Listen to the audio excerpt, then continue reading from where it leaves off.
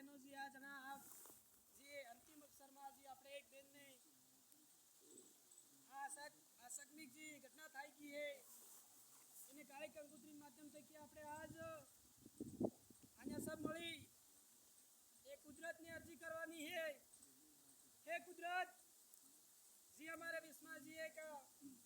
जीव હતો जी आत्मा थी ये तुम्हारे घेर आवे है इन्हें खोले लीजो निभाए जी दुखी परिवार है અને દુઃખ સહન કરવાની શક્તિ આલજો એવા આપણે હાથી મળીને એક ઘણી વખતમાં જ્વાર થાય ઘણી વખતમાં આવી એવી પ્રાર્થના કરવી છે તે એના લીધે આપણે ત્રણ ફેરા અને હંસની બારામાં જે કર હા જનારા હંસકી જનારા હંસકી જનારા હંસકી આજે એમ તે વાત કરી સમાજની લાગણી વાતોમાં વાત કરે આપણે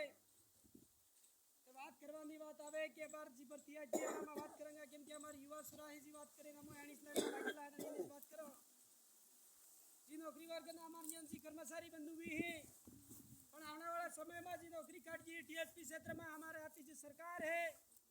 जी सरकारी पहले भी रही जी अब भी रही जी 2013 के बाद में अपन अनुसूचित क्षेत्र के बारे में देखते हैं तो बहुत विडंबना के साथ में अपन को कहना पड़ता है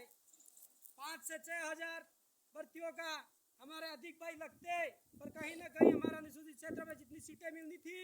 इतनी नहीं मिली कम से कम ज्यादा नहीं सभी भर्तियों का एक साथ में डाटा निकाल के अपन कलेक्ट करेंगे तो कम से कम आज 5000 युवा नौकरी लगते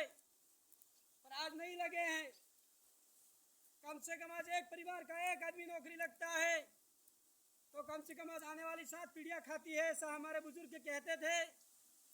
आज भी हमारे कुबीलाल जी कभी कभी खड़े होकर हमको कहते हैं मार्गदर्शन देते हैं हम ये बात उनके मुंह से सुनते हैं तो हमें कहीं ना कहीं इसके लिए भी आगे आने वाले समय में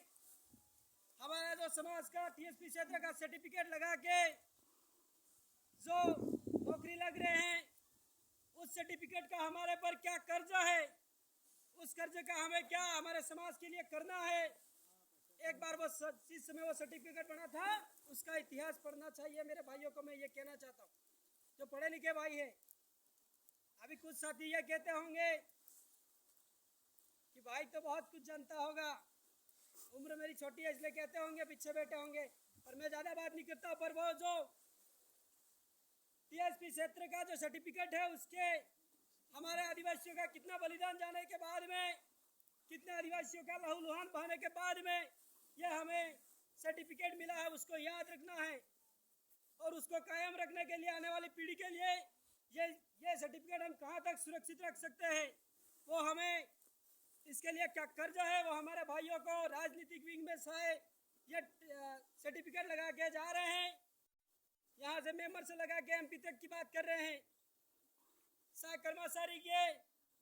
4th ग्रेड से लगा के 1st ग्रेड इससे भी आगे अधिकारी लेवल में जा रहे हैं उनको याद करना होगा कि ये सर्टिफिकेट क्यों मिला है हमारे पूर्वज कहाँ लड़े थे और कितना लहूलुहान हमारे पूर्वजों ने बहाया है किस प्रकार से मिला है एक बार इसकी ओर प्रकाश डाल के देखो पेमेंट आ रहा है राजनीतिक में जा रहे हो मस्ती मार रहे हो इसके लिए नहीं मिला है सब कहा था उसमें कि आप उसकी निगरानी रखिए आने वाले बच्चों का भविष्य हम सुरक्षित करके जा रहे हैं हमारे पूर्वजों ने कहा था लड़े थे उस समय इसलिए हमें सुरक्षित रखने के लिए एकजुटता के साथ में फिर से जो टीएसपी क्षेत्र में जो भर्तियां आ रही है जितनी आनी चाहिए इतनी नहीं आ रही है उसके लिए एक बार फिर से हमारे जितने भी जनप्रतिनिधि है उनको कहना होगा यहाँ कहने से कोई मतलब नहीं है पर मैं यहाँ इसलिए कह रहा हूँ कहीं ना कहीं सभी पार्टी के वर्ग के आदमी बैठे हुए हैं अपने अपने जो पार्टी का प्रतिनिधित्व यहाँ हमारे समाज के सर्टिफिकेट लगा के गया है कृपया करके उनको बताइए कि हमारे बच्चे जो पढ़ रहे हैं क्या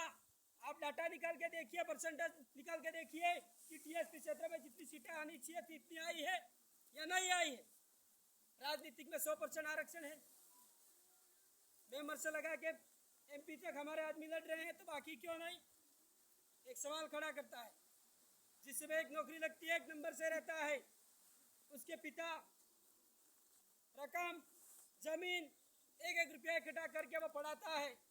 1 नंबर से रह जाता है वो रोता है कितनी विडंबना के साथ में ये बात करनी पड़ रही है एक बार सोचिए अगर सीटें एक आधी बढ़ जाती 1 नंबर से जो बच्चा रहने वाला लग जाए एक परिवार उसका सुधर जाएगा ये हमें सोचना होगा और आने वाले समय में करना होगा। मैं मेरी बात यहीं कह के विराम देता हूँ। जय नियत गंगा।